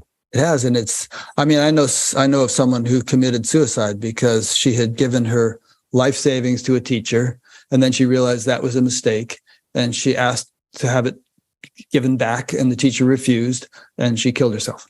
And so that's horrible. Yeah, really. So, and actually, while we're on this note, you know Timothy Conway. You know who he is? No, I don't know Timothy Conway. He's a friend of mine. I've interviewed him a couple of times. He's a very scholarly fellow. He has a website called enlightenedspirituality.org or something. But anyway, on the whole point of crazy wisdom, he sent me something a while back, which reads as follows. It'll take me a minute to read it. It should be stated clearly and adamantly that rigorous historical scholarship has shown that the supposed crazy wisdom tradition was a literary invention by later writers 100 to 300 years after the periods in which the supposed early crazy wisdom adepts lived. Furthermore, it is no valid excuse or justification of bad behavior to say that after the literary invention of the crazy wisdom trope, later generations witnessed numerous spiritual teachers actually behaving abusively in such manner. Shouting at students, kicking, beating, humiliating them, and otherwise testing them in extreme ways. Today, we know from additional historical scholarship that such later bad boy behaviors imitating the literary trope were scathingly critiqued by numerous esteemed spiritual masters as an unfortunate, inauthentic development, an aberrant style of spiritual instruction. I mean, I think all of that. How do I want to respond to this? I want to respond to this by saying that I want the best for people. And so I have this interesting contemplation going on in my head because, my teacher exercised a fairly significant degree of crazy wisdom. And the fact is, it did sometimes have very profound positive effects. And some of the crazy wisdom antics that I was subject to had positive and profound effects on me. It's also true that more often it has very negative effects. And oftentimes when it has a short-term positive effect and a long-term negative effect. And my personality is such that I don't want to have any negative effects on people. I just don't want to. I like people and I want them to be happy. And it does bring to my mind the question, I experienced some very profound, extreme spiritual breakthroughs. And a lot of those happened under an incredible pressure of duress, from this kind of crazy wisdom teacher. And I don't know to what degree those breakthroughs were because of all that pressure, because of the duress and the hardship, and to what extent that was a valuable thing, at least in terms of those breakthroughs, or not. I am convinced that there's another way to open to the divine, and that it may be slower and may not be as dramatic, but it's healthier, and it can maintain the integrity and the sanctity of the individual. The challenge with Advaita Vedanta teachings is that it's easy to denigrate the value of the individual, of the earthbound self, in comparison to the self-absolute. And I just don't see that as being. I don't know that that's the intention of the tradition. I don't think it's the intention of the tradition, but it lends itself to that misinterpretation very easily. And I don't. Given my experience, I want people to feel that they're important and that they're loved and they're cared for. And yes, there are possibilities beyond this sense of self that we can experience that are magnificent and amazing. And I really want to encourage people to be fascinated by those and devote their energy to those, but never at the expense of the personal self. Yeah, I mean, perhaps even parenting might be a good allegory or example. I mean, parents can discipline the children. They may need to be strict with the children. They may need to raise their voice sometimes. They might need to deprive children of certain things that the children want, and so on. But if you make your kids stand outside in a snowstorm for 8 hours, or immerse themselves in a frozen pond, or if you beat them, I'm not saying all these things happen in your circumstance, but there are many things you might do to children that spiritual teachers have done to their students, which would cause the parents to lose those children, have them put into protective custody. Which is not to say that, you guys weren't children, you were adults, but I think there's some validity to the comparison, because cruelty and physical and psychological abuse are generally not good learning methods, teaching methods. Definitely, I think that's definitely true, and I did experience a lot of those things you just mentioned. Yeah. As part of the path, and look, there's an interesting way to look at that, and sometimes I do, for myself personally, like standing out in snowstorms for hours at a time. Now if you're skiing, that's another matter. Of course, then it's okay. Go for it.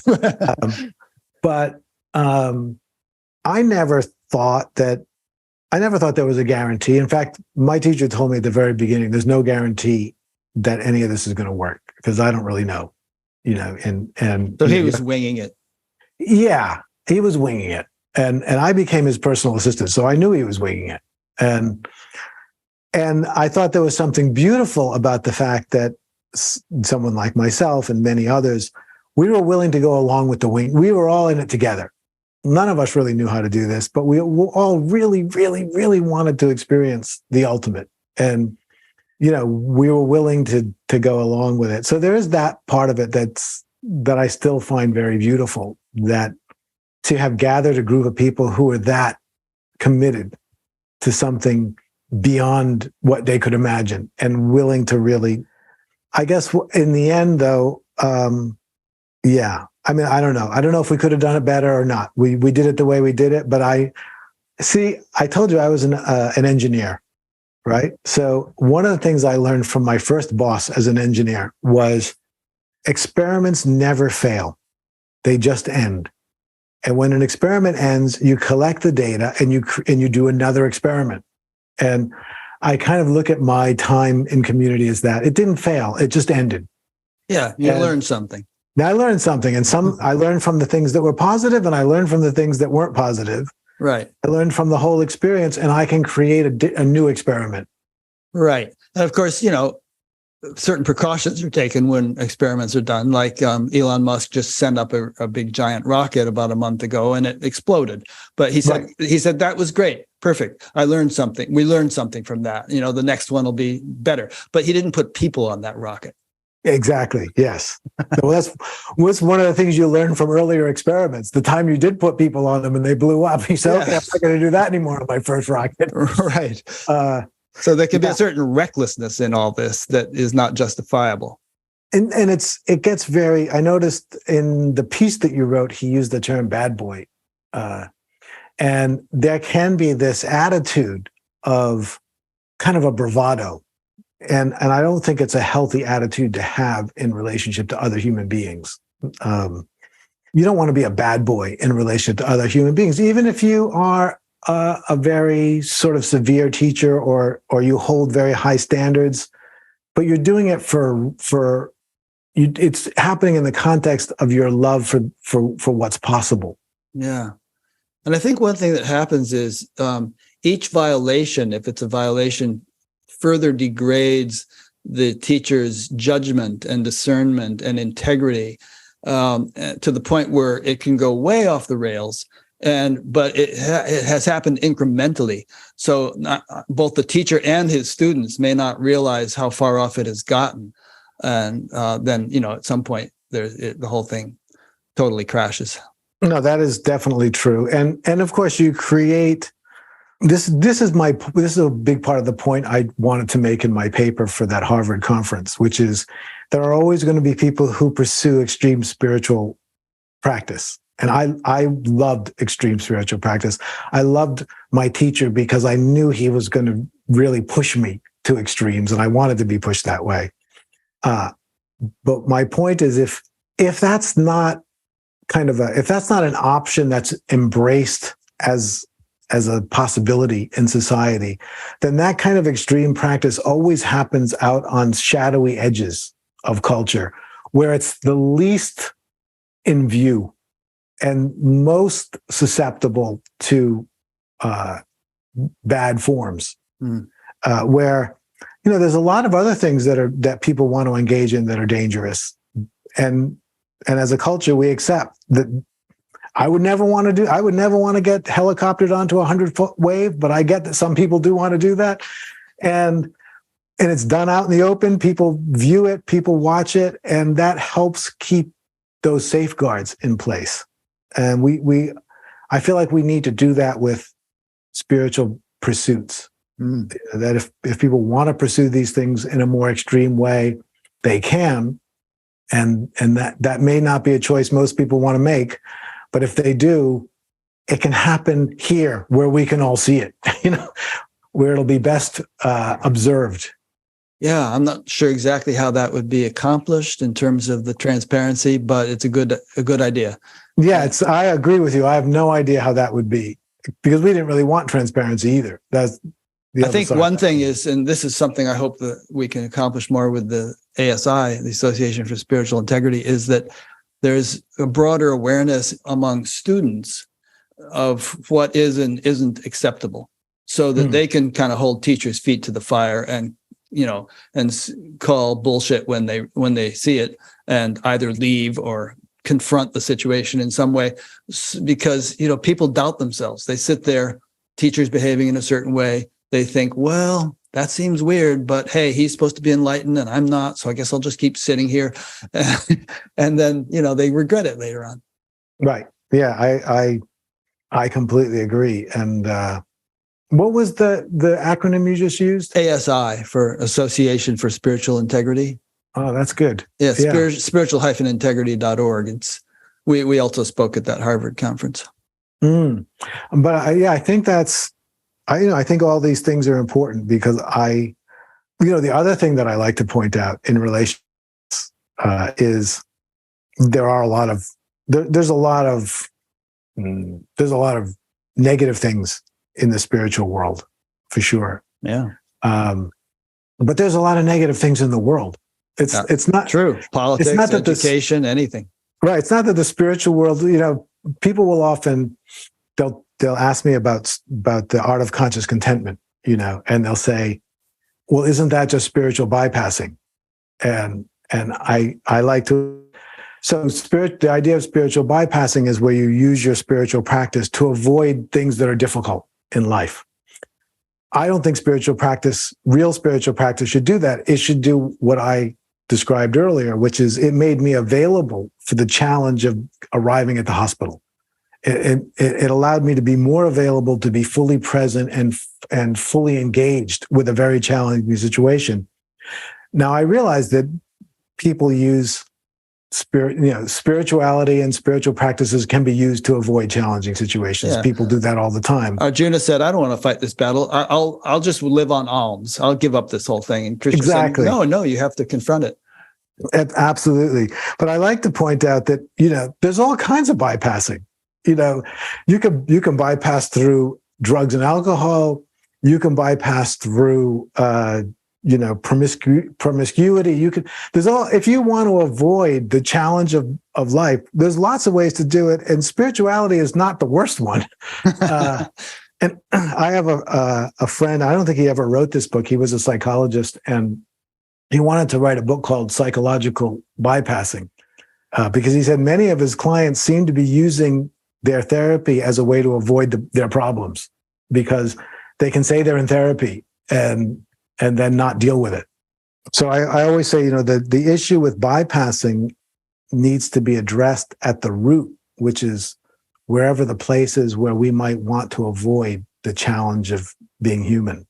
Yeah, I'll just leave it at that. That's a good point. I think I see a picture of Ananda Mayama up on your wall there. And you were talking earlier about the intensity of your spiritual practice and of the community that you were in. And I think it was she who said something like that the main determinant of the rapidity of your spiritual progress is just the intensity of your desire. And in fact, Patanjali talks about that in the Yoga Sutras. He said yogis are of mild, medium, or intense, determination. And he said the ones who progress the quickest are vehemently intense. So there's nothing wrong with it. But it just has to. But you can also go crazy, or jump off a window ledge or something if you push yourself too hard, too fast. Absolutely, and also I think that when I teach to people, at least I always say, going the fastest this isn't a race. It's not about going the fastest. It's not about being the most intense. It's about being as aligned as possible with your soul's actual needs in this lifetime. And so there are going to be, as I think as you alluded to earlier, there will be those rare individuals that are going to be completely intense. That doesn't mean it's better. That just means that's karmically appropriate for their life. But when we get an idea in our head that says, okay, the only way to proceed is by being intense, and then we try to force ourselves to be intense, and then I think that's where we end up running into trouble. Yeah, which brings up another good point, which is don't compare yourself with others. Absolutely. Either in terms of what they're doing or in terms of what they're experiencing. We should never feel jealous because so-and-so had this flashy experience and we haven't had it, and that kind of thing. Rick, I think that is just such an important point because everybody's on their own journey, and you can't compare to someone else. There's no value in comparing. I think it's incredibly important to note that. It's why I have I like to share my own spiritual experiences with people because one, I think they can be inspiring, and two, I think they can be instructive, especially when coupled with how I interpreted them and what the result was. My hesitation around it always is I don't want to create envy, an envy or a goalpost, right? or an idea that I should be doing that, because that's not my point. I actually, because I publish, besides my books, I publish other books, and I recently published a book of essays from people who are in my circle. I think there were about 16 essays where people described their most powerful spiritual experiences. And I did that partly because I wanted to show, like, a lot of people in the spiritual worlds that we run in, lots of people have had really powerful spiritual experiences. You know, they happen. And even people who think they haven't had them often have had them. They don't remember them, or they didn't count it as a spiritual experience until they tell you about it. And you say, well, that's amazing. And I often tell people, the thing is, our own spiritual experiences often seem less significant than somebody else's. And the main reason is because we had it. So because and it we seemed had normal it, to us. yeah, it feels like it's normal. But you tell someone else, they think it's amazing. So I think it's a very important point that comparing isn't useful. We can inspire each other, but we shouldn't become models for each other. Yeah. And I mean, there were people on the courses I attended back in the 70s who were getting up on the mic and reporting these amazing experiences. And a lot of them totally crashed and burned later on. I would not trade places with them today. And I was sitting there, kind of in the nil group, nothing much going on. But, it's so, I mean, spiritual experience, flashy experiences are not any kind of absolute indicator of anything. Some people are just wired for them. Absolutely. I think that's very important. I've seen the same thing.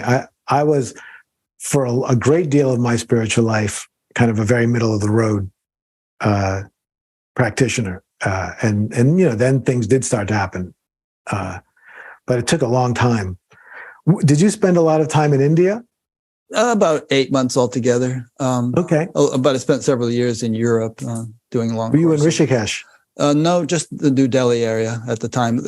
There were some courses in Rishikesh in the earlier days with the Beatles and everything, but I wasn't in it in those days. Well, I remember we used to do retreats sometimes in Rishikesh, and I think there was the remnants of a retreat center, a TM retreat center, which is the one, I think, where the Beatles went. Right. So I used to do. That's been renovated now. It's a big tourist attraction. Oh, really? This is years ago. So I used to do little pilgrimage walks there, just to be in the whatever was left of the field of that. Incidentally, Igal, Igal Harmelin. Igal. He used to go by the name Igal Moria. Yeah. He's a dear old friend of mine. He's been on Batgap, and we had a lot of these adventures together. Nice. Yeah, he was a good friend of mine as well. We lived together for years. Yeah. Okay, a question came in. Let me ask this question. This is from Miguel Pipa in Portugal. I'm a bit obsessed with seeking. I live alone in the mountains, and I'm feeling alone and a bit exhausted. I do meditate. I want to ask why this kind of situation happens. Why has life brought me to a beautiful place where I feel compelled to be alone and seeking and seeking? I'm almost ready to stop seeking. That's his question. Okay. Well, Miguel, first of all, I am a Portuguese citizen as well as being a U.S. citizen. So I love spending time in Portugal, and it's a beautiful country. So if you're going to be alone somewhere, that's not a bad place to be. But I can't tell you why it's been set up this way, but it's interesting that it is. And the advice that I would give to you is to really to look at it in terms of what are the opportunities it makes available to you, because there are ways for you to connect, especially today, via the internet with seekers all over the world. If you're feeling lonely and feeling like you need more of a community, and at the same time you're in a beautiful mountain location that I'm sure is conducive to deep practice. So I would first encourage you to think about the opportunities that your circumstance is bringing you, and then and secondly, saying, when I hear, as I think Rick's smile betrayed, I hear you saying you're ready to stop seeking, and who knows, that could be a big moment for you, in which the way you have been seeking comes to an end and something else starts. So who knows what's about to happen? All righty. So let's see. We have a little bit of time left. I took some notes down. I don't know if we want to end on a more abstract philosophical point, but there was an interesting section in your book where you were talking about what we know, what we don't know, and what we don't know that we don't know. And some other points related to that kind of thing. So let me just read some of these points quickly, and you tell me which ones you'd like to discuss. Yeah. One was that being able to accept that there could be more than one absolute truth about things. Discuss idealism versus materialism, some things that William James was talking about, that there's no universal mind. The universe is constructed by the perspective of each individual mind. And then in your group with Andrew Cohen, you had this group thing where you were doing this intense practice for a long time, and you ended up in this kind of enlightened group mind, which additional people kind of popped into one by one until you had this collective state of enlightenment going on. So all those caught my attention, and I noted them down in my notes. But want to talk about any of those before we Sure. wrap it up? Let's see. I think I'm going to talk about idealism and materialism because I am fundamentally an idealist, which means I don't believe that physical matter and three-dimensional space is the ultimate is the ultimate form of reality. I believe it's an experience that arises within a larger mind, you could say, or that reality is fundamentally a consciousness. So this is, of course, very aligned with Hindu tradition, with most spiritual traditions, actually, that there is a fundamental living consciousness. And one of the things that arises in this living consciousness is this experience of a three-dimensional world and being a human being within it. But that this is actually more like a dream in the sense that when you go to sleep at night, you could have a dream that you're on a ship going across the ocean. And it feels huge and expansive and real when you're in it. But when you wake up in the morning, it's nowhere to be found, right? It's a different dimension of existence. It's not happening in this three-dimensional world. We have a way of thinking about mind that I think is going to be radically expanded over the next few decades, because I think we have access to not just one interior mind, but to multiple, who knows, maybe infinite dimensions of mind. And that's what my new book, The Soul's Journey to Wholeness, is about. How once we liberate ourselves in that way we spoke about in terms of conscious contentment, and we are now living within the direct recognition of wholeness, we're free in a certain way. And what we're free to do is explore higher dimensions of being.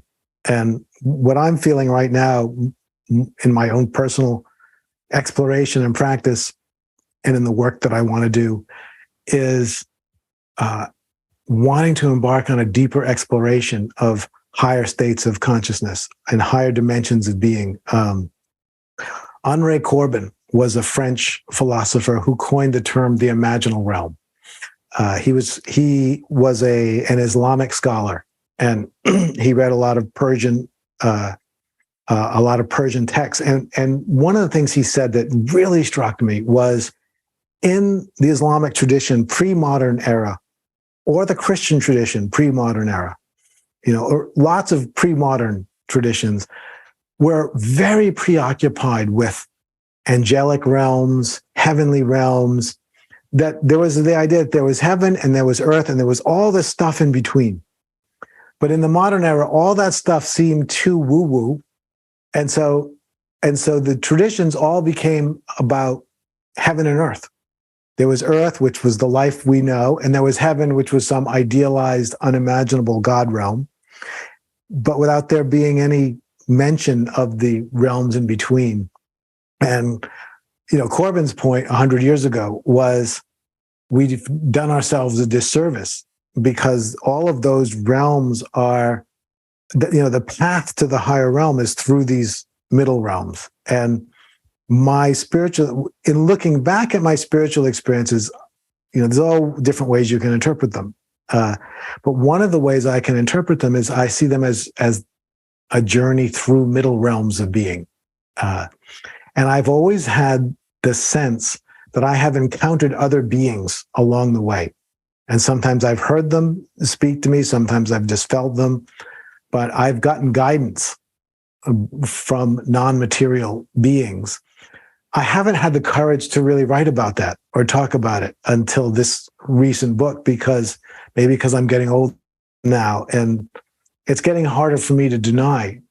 And I don't know if that's everybody's experience or just my experience, but it's a very real part of my experience. And as Corbin writes about, when we begin to explore the higher dimensions of being, we experience an inversion. So we used to think of the material world as the outside, and then we looked inside at the mental world. When we start to discover the higher dimensions of spirit, we realize that this existence is actually embedded in a universe of higher dimensions, and that those are really the context for this, versus the material being the context for the spiritual. And so that's what I am currently just utterly fascinated by. That is great. And I could say everything you just said. I mean, I'm bored. I couldn't say it as eloquently, I don't think, but I'm totally on board with all of that. And I've come to the same conclusions.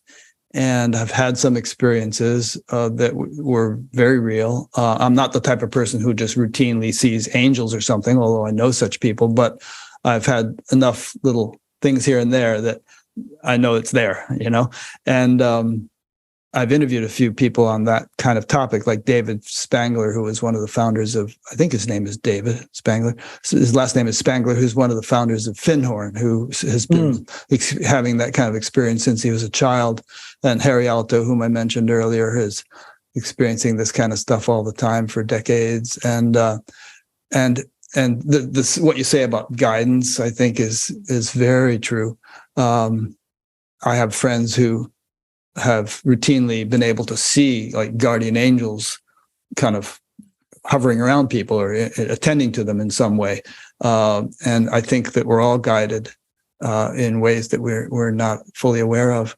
So, I mean, it doesn't matter what I think, but I'm just saying I agree with. No, that's great. I agree with everything you just said. And I know a lot of people I've had experiences of my guardian angel. Yeah. And what I realized retrospectively is that I never took it seriously. I didn't doubt it. I knew it happened, but I didn't think it was that consequential. But as I've more recently been looking into this, I thought, wait a minute, that's very consequential. Yeah. The fact that there are guardian angels looking over you is not something you can just say, oh, well, that happened. I mean, that is a radical change in your worldview. So that's why I'm getting so excited about it. And this is not incompatible with Advaita Vedanta, by the way. I mean, Vedanta means the end of the Veda, but adherents to Vedanta don't dismiss the rest of the Veda as useless. I mean, no. and a lot of that tradition has to do with precisely this.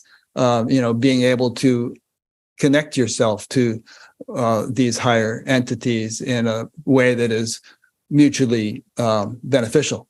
No, I completely agree. I think it's, I do think at least in my encounter with Advaita Vedanta has been Neo-Advaita, and I think in that tradition, it's really emphasized the non-dual awakening. But yes, as I've looked back at the tradition, you go, oh, there's all this stuff we don't really talk about.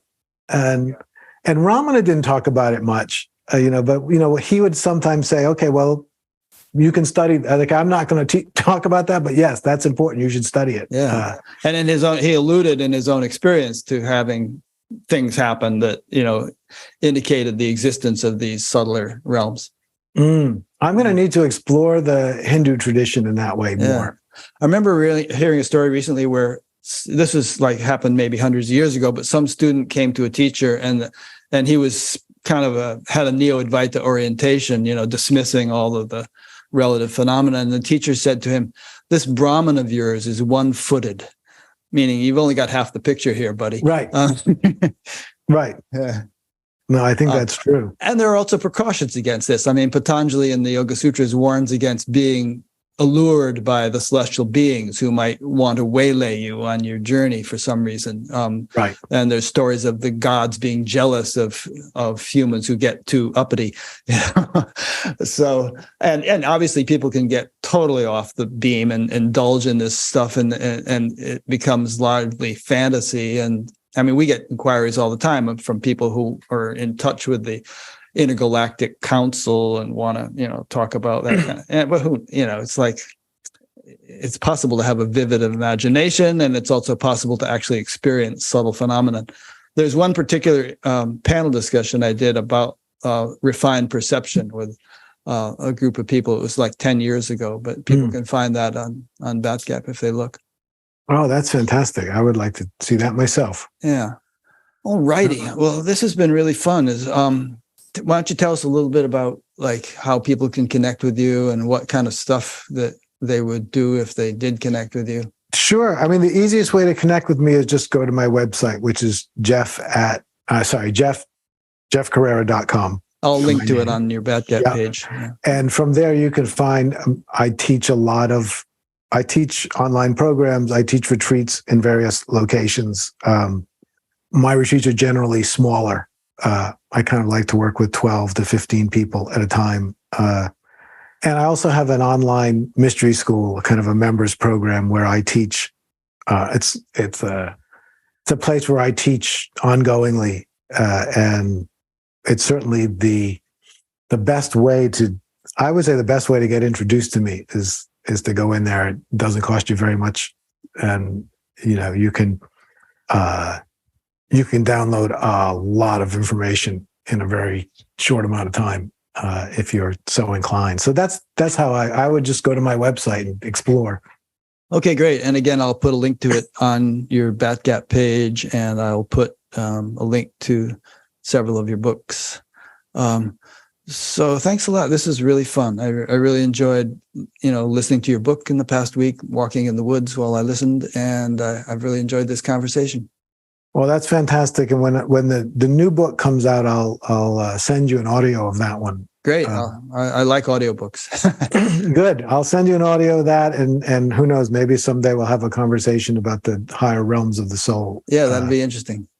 So I really enjoyed being here, Rick. I'm honored that you invited me, and it's been a delight to talk to you. Okay. Thanks so much, Jeff. And thanks to those who've been listening or watching.